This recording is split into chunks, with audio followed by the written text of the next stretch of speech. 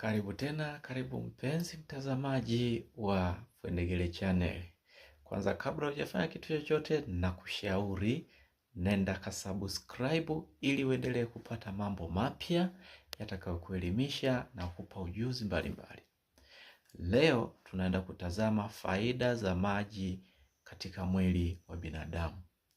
Sasa kabla hatujaenda huko, hebu tuone kwanza mwili unahitaji asilimia ngapi ya maji kwa kawaida.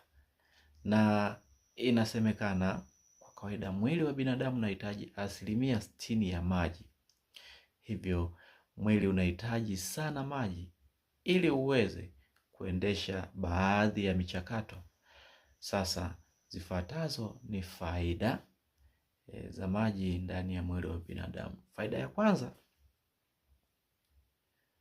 ni kudhibiti joto la mwili. Maji husaidia mwili kupunguza joto kupitia jasho.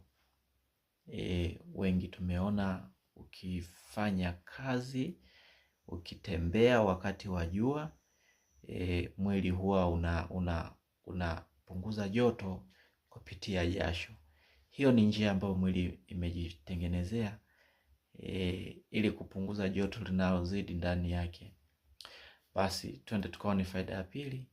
Faida ya pili, ndugu mtazamaji wa Fwendegele Channel, maji husafirisha virutubisho au kwa lugha nyingine chakula ndani ya mwili pamoja na hewa ya oksijeni kwenda sehemu mbalimbali za mwili. Ndio, vitu hivi hasa chakula pamoja na hewa ya oksijeni huwa vina tabia ya kusafiri vikiwa ndani ya mchanganyiko, kwa maana ya vinaingia ndani ya maji, vinahama kutoka sehemu moja ya mwili kwenda sehemu nyingine. Hiyo nayo ni kazi mojawapo ya maji. Kazi ya tatu ni kuondoa taka mwili. Ndio, maji husaidia figo kutoa takataka au taka mwili kupitia mkojo na jasho. Kazi ya nne ni kulainisha viungo vya mwili. Maji husaidia viungo kama magoti na maungio, yani joints, kufanya kazi bila maumivu. Maji husaidia kuweka ulaini, kwa lugha nyepesi nasema kupunguza friction, kupunguza msuguano kati ya viungo. Kwa mfano sehemu za maunganio, joints. Ndio, maji husaidia kupunguza msuguano kati ya mfupa uliobebwa na mfupa mwenzake. Kazi ya tano ni kulinda viungo muhimu. Ndio, maji husaidia kulinda viungo muhimu kama ubongo na uti wa mgongo.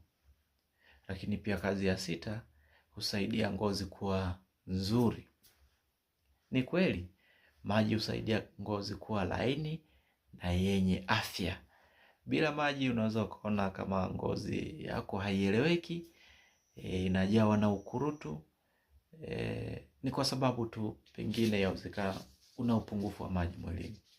Je, tunashauriwa kutumia maji kiasi gani kwa siku?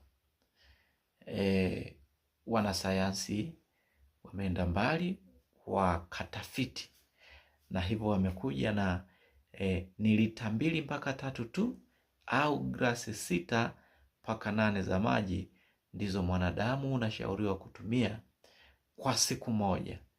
Kwa hiyo ndugu mtazamaji wa Fwendegele Channel, naendelea kukukumbusha ili upate mambo mapya, nenda kasubscribe kwenye channel yetu. Vivyo hivyo ndivyo utakavyokuwa unaletewa vitu vipya kadri utakavyohitaji. Asante sana, naomba nikutakie siku njema na karibu tena.